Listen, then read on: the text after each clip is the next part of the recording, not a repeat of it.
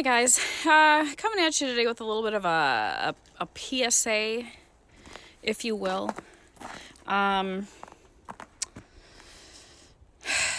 Yeah, so a acquaintance of mine in my area of the Midwest passed away unexpectedly last night of a heart attack.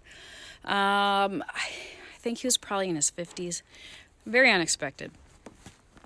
Anyway, he had a farm. I'm not even sure what kind of animals he all had there. I know goats and stuff, but his big thing was he was a dog breeder, livestock guardian dogs.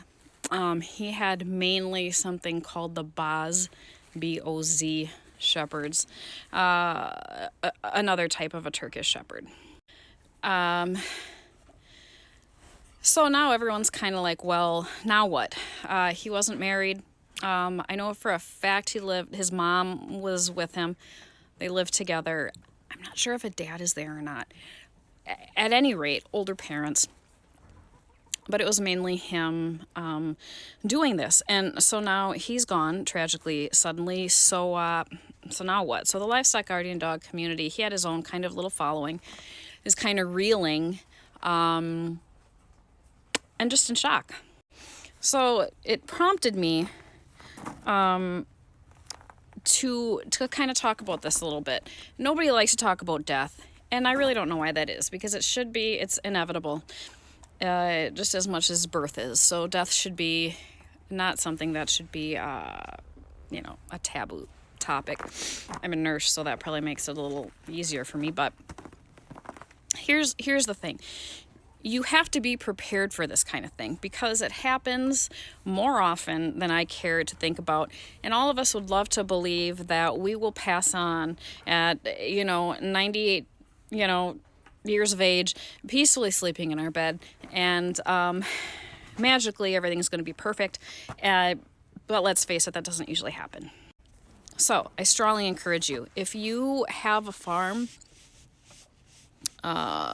or whatever label you would like to give it, if you have animals at all, okay, do yourself a favor, do your family a favor, and let's not even talk about death. Let's talk about you're suddenly incapacitated, you suddenly get uber sick, or you fall down and you break a leg, and you're in the hospital, or your appendix ruptures and you have to have surgery, whatever it happens to be. You need to make sure that your animals are taken care of and covered. At the very least, take a few minutes, take a piece of paper, and just start writing stuff down. Write down, my chickens are here. This is where their feed is located. This is how I feed them. That's it. My horses are in this pasture.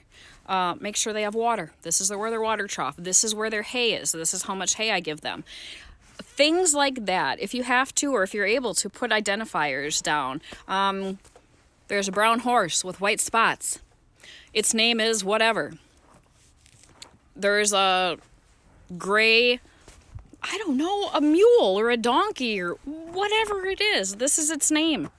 Write everything down. If it's a dog, if it's a cat, if it's a bird, I don't care what it is. Write it down. Write down, I normally do morning chores at this time, evening chores at this time. This is what they get fed. Close the gate. Things like that. So that if somebody else had to come in an emergency, they can grab those papers and go, okay, I don't know a thing about how to feed a chicken, but it says here that in this bin is chicken food, and they usually get however many scoops. Here you go. In an emergency, it's better than nothing, okay? You want to take it a step farther? You want to take it farther to, God forbid, something happens to you? If you can get stuff down legally, wonderful. But even if it's not legally, write down, in the event of something happening to me, I want my animals to go to whomever.